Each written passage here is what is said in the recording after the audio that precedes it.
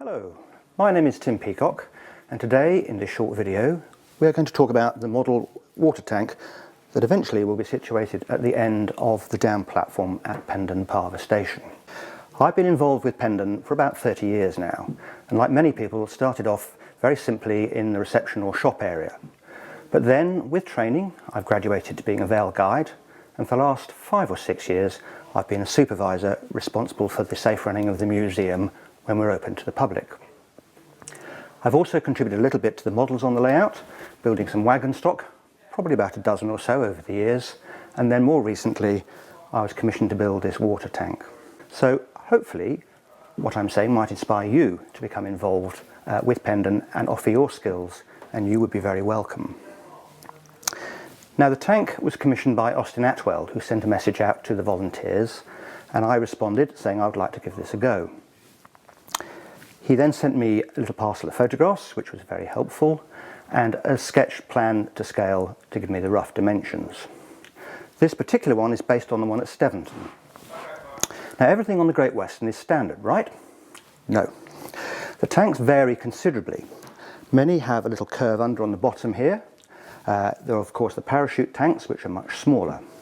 But these are standard in the sense that the panels from which they are made are all 8x4, and I'm sure were introduced by Churchward when he was renewing the locomotive depots at the turn of the last century. The beauty is they can be bolted together in any formation, from very small ones like this to the absolutely huge one found over the coaling stage at Old Oak Common.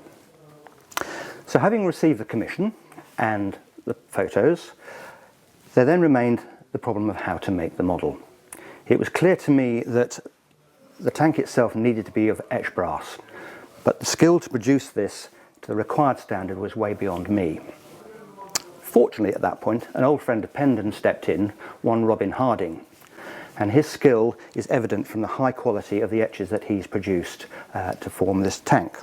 Now, the first picture you will see of a still shows a number of these tanks under construction. 2 of them are a private project, but the smaller one is this one here for Pendon. They're constructed on an accurately made plasticard box and simply glued on with EvoStick. The roof is formed on plasticard formers, and the corrugated effect is from corrugated aluminium foil provided by Ambis Engineering. So that was the basic box. Now, the support structure, this is where there is the greatest variation in styles. Some have cast iron columns, some have a very pretty fenestrated cast iron effect below the tank, but this type was by far the most common. U-channel girders bolted back to back and supporting massive I-beams under the tank. So the I-beams, the small ones and the large one here, are all from evergreen, conveniently sized, and likewise the columns themselves are plastic as well, glued back to back to form the U-channel. The supporting brackets are all scratch built out of thin brass with rivet detail embossed gently on. And the water supply is more scribe plasticard, a little etched wheel from 51L models, and some brass rod for this one here. The whole lot was then put together, and the real challenge was making sure all these were perpendicular and parallel. So that is the basic construction of the tank and its support structure. And I suppose over 4 or 5 years that took me about 100 hours. More detail, there is the float here. Again, a little wheel from 51L etched brass, a little scratch built bracket for it. The chain is very simply 5 amp fuse wire twisted round to represent the chain, and then the plumb bob is achieved by dipping the end of the chain, the loop, in some PVA glue. And if you do that several times, you'll end up with a nice little blob on the end, and there it is there. The ladder is from Mazo Kits. He does a very nice etched brass ladder. It needed a little bit of extra work to put some edges on it, which is typical of the bigger ladders found on water towers.